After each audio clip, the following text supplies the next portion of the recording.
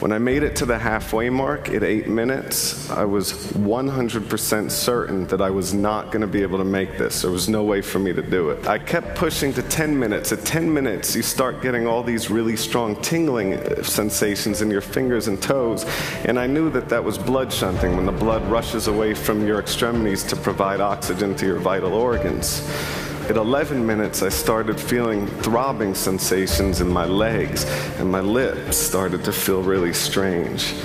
At minute 12, I started to have ringing in my ears, and I started to feel my arm going numb. And I'm a hypochondriac, and I remember arm numb means heart attack, so I started to get really paranoid.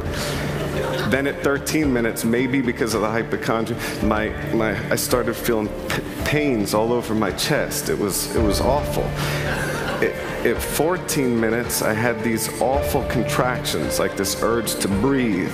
At 15 minutes, I was suffering major O2 deprivation to the heart, and I started having ischemia to the heart. And then suddenly I hear screaming, and I think that there's some weird thing, that I had died or something had happened.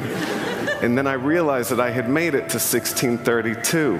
So with the energy of everybody that was there, I decided to keep pushing, and I went to 17 minutes and 4 seconds. As a magician, I try to show things to people that seem impossible.